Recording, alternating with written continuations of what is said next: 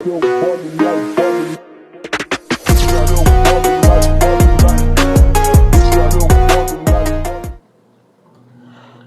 what's up mga boss idol?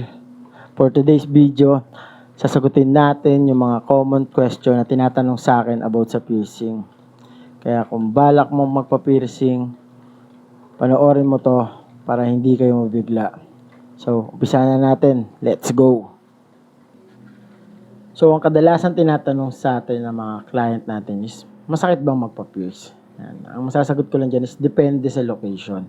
Sa pain tolerance ng tao, sa earlobe yan, medyo kirot lang yan. Medyo masakit sa cartilage kasi medyo makapal yung tissue dyan. Yan. Pero mabilis lang yung procedure dyan. Basta alam ng artist nyo kung ano yung ginagawa niya. Yun. Yun yung unang, ayan.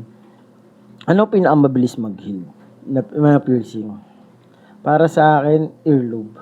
Yan. Earlobe, 6 to 8 weeks. Magaling na yan. Yan.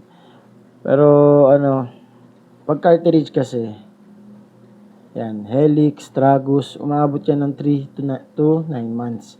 Minsan nga 12 months inaabot yan. Kasi mabagal yung daloy ng dugo dun sa part ng tenga na matigas yung tissue. Yan.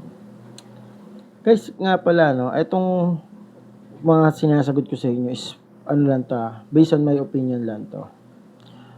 Ito yung pangatlong tanong. Pwede mo mag-pierce pag may sipon at ubo?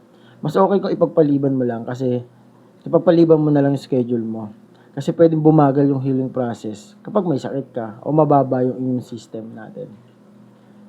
So, yun guys. Pagka medyo may nararamdaman ka at alam mo hindi okay yung katawan mo, pariskad ka. Kausapin nyo lang na maayos yung artist para at least hindi yun sagabal sa nila. So, yun guys. Dapat lagi natin tatandaan din yun. Ayun. Pang-apat na tanong is, anong mas maganda? Surgical steel or titanium? Para sa akin kasi titanium. Titanium the best. Kasi hypoallergenic na siya, lightweight. The best siya para sa mga sensitive skin. Yung surgical steel, okay din naman siya. Pero kasi meron yung nickel content. Kaya pwedeng magkaroon ng irritation yung iba na sobrang sensitive talaga ng skin. Pang-limang tanong, pwede ba magpa-pierce kahit may existing piercing infection? Kunyari may piercing ka dito na infected na maga, ganyan. Para sa akin, hindi. Ayan. Kasi kailangan mag-heal muna yung infected area. Kunyari, papagalingin mo muna yan. Ngayon, kung yan kasi bubutasan, magkakaroon siya ng mas malalang infection kasi mamamaga siya. Pang-anim na tanong, bakit namamaga ang piercing? Normal lang na may nagkaroon ng mild swelling sa first day, pero kung sobra na, pwede nang dahil sa madumi yung kamay, mali o mababang quality ng jewelry, sobrang sikip ng hikaw, irritation sa sabon o sa skincare. Kaya kung magpapapiercing kayo sa ilong, tapos mag-skincare kayo, pagpaliban nyo muna.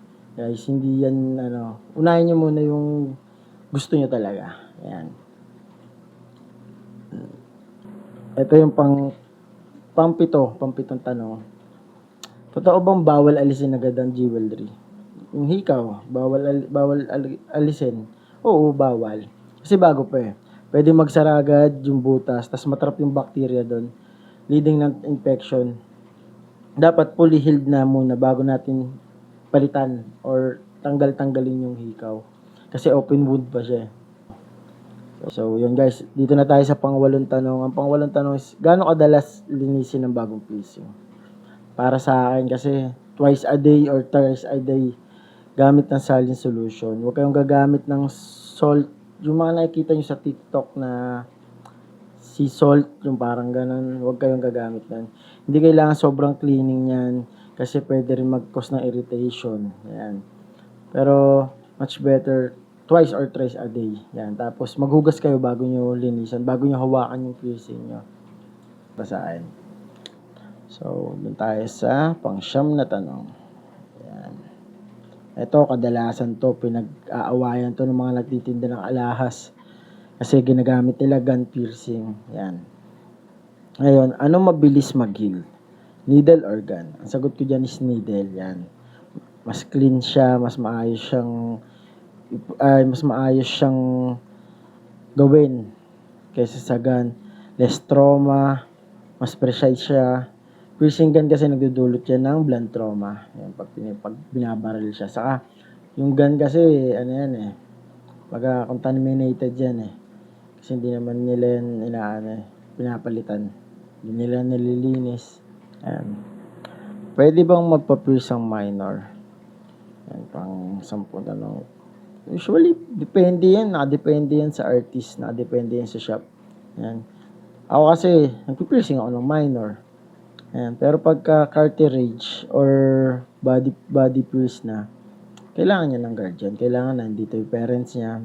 May mga nagawa naman na ako na meron siyang consent ng parents niya, ng guardian niya. Ayan. Para maiwasan lang rin natin kung ano yung mga problema. Ito ang tanong. Ano dapat iwasan habang fresh pa ang piercing? Sagot ko dyan, huwag hawak-hawakan, madumi yung kamay natin. Iwas ka sa swimming pool, sa beach, iwas ka sa malalansa.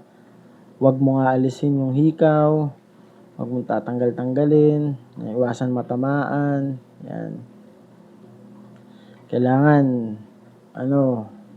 lagyan mo ng tissue pag mag-helmet ka kasi iwasan mo sa mga earphone na ginagamit ng mga kung sino-sino. Lahat, kumbaga parang pang-public siya. Ngayon, so yun guys, sana nakatulong itong video na to about sa piercing. Yan, mga Q&A nyo yan guys. Kung may tanong kayo, comment lang kayo dyan sa baba.